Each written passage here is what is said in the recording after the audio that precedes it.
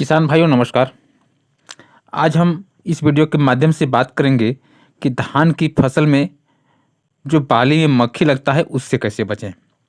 किसान भाइयों, धान की फसल लगाने के बाद आपके धान में तमाम तरह की समस्याएं आती है, जैसे कीट से संबंधित तना छेदक कीट, मकड़ी, पत्ता लपेट, इल्ली, सुंडी इत्यादि कीटों का प्रभाव आपके धान पे पड़ता है, जिसकी वजह से आपका धान की फसल बर्बाद हो जाता है। तो आज हम बात करेंगे, अभी अक्टूबर की शुरुआती है, इस स्टेज में आपका धान से बाली निकलने की स्थिति में है या कुछ लोगों का बाली निकल चुका है। तो इस समय किसान भाइयों आप देख पा रहे होंगे कि धान की बाली पूरा के पूरा सूख जा रहा है, और दूसरा धान की बाली कुछ सफ़ेद हो जाता है तथा कुछ दाना सही रहता है, और तीसरा एक लक्षण देखने को मिलता है कि धान के बाली जो है काला हो जाता है। तो यह क्यों होता है? यह एक कीट के प्रभाव से होता है जो धान के बाली से रस चूस लेता है, और उसमें धान की बाली में कुछ रह नहीं जाता, यानी कि चावल नहीं रह पाता है। इस वजह से धान के बाली काला हो जाता है, यानी धान के बाली गंदा हो जाता है। इसलिए आप देख पा रहे होंगे कि आपका धान का बाली किस प्रकार से नुकसान हो रहा है। और जो पूर्ण रूप से सफ़ेद बाली है, यानी कि उसमें केवल बाली ही बाली है, उसमें दाना नाम का है ही नहीं, तो वह क्यों होता है, उसका इलाज हम कैसे करें। तो किसान भाइयों, यदि आप देख रहे हैं इस तरह से धान की बाली सफ़ेद क्यों है, तो इसको तना छेदक कीट द्वारा बाली के नीचे से उसका डंठल को काट दिया जाता है। इस वजह से आपका बाली सफ़ेद रहता है। तो आज हम इस वीडियो के माध्यम से इन्हीं सारी बातों को जानेंगे, इसलिए वीडियो को पूरा अंत तक देखें ताकि आपको पूरी जानकारी मिल सके। और इसमें दवा भी बहुत शानदार बताएंगे, जिससे आपका बाली का कोई नुकसान नहीं होगा तथा उत्पादन बहुत शानदार होगा तथा पकेगा पीला होकर के, बिल्कुल आपको अच्छा बेनिफिट देगा धान। तो चलिए, वीडियो में पहली बार आए हैं तो वीडियो को लाइक सब्सक्राइब करें, और हम विषय की ओर आगे बढ़ते हैं। मैं आपका दोस्त शशि कुमार, और आप देख रहे हैं समृद्ध किसान खेतीबाड़ी। किसान भाइयों, अब हम बात करते हैं धान की बाली किस तरह से नुकसान होता है। धान की बाली दो तरह से क्षतिग्रस्त होता है।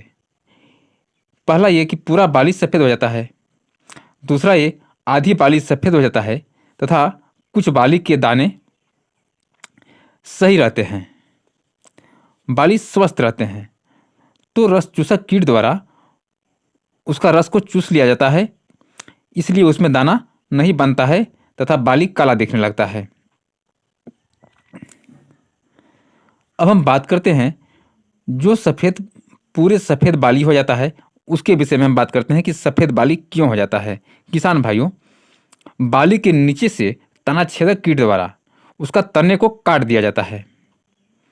तो काटने के बाद ऊपर से पूरा बाली सूख जाता है, तो उसमें आप कितना भी दवा का स्प्रे कर दें, उसमें दाना नहीं पड़ने वाला है। इसलिए उसका इलाज के लिए आप बिल्कुल न सोचें। यदि आपको कोई सलाह देता भी है कि यह सही हो जाएगा, तो ये कभी सही नहीं होने वाला है, क्योंकि उसका डंठल जुड़ नहीं सकता। तो उस पर आप खर्च न करें। चलिए हम आगे बात करते हैं। जो आधी आपका दाना रहता है तथा आधे काला दाना पड़ जाता है, तो वो कैसे होता है? वो अभी सुंडी द्वारा रस चूसने के कारण होता है। तो चलिए अब हम बात करते हैं इसको हम ठीक कैसे करें। किसान भाइयों, इसके लिए बहुत ज़्यादा सोचने की ज़रूरत नहीं है। आज जो दवा बता रहे हैं, इस दवा का सही समय पे स्प्रे करें। अब हम जानें कि कब मुझे स्प्रे करना चाहिए। अब ध्यान रखें, आपका धान पे ओस न हो, शीत न हो, यानी आपका धान की पौधा गीला न हो, उस स्टेज में आप दवा की स्प्रे करें। चलिए अब दवा की बात करते हैं। दवा में आपको कीटनाशक लेना होगा।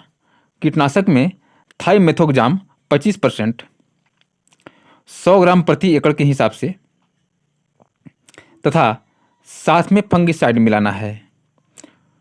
सिजेंटा का अमिस्टाटॉप 1 ml प्रति लीटर के हिसाब से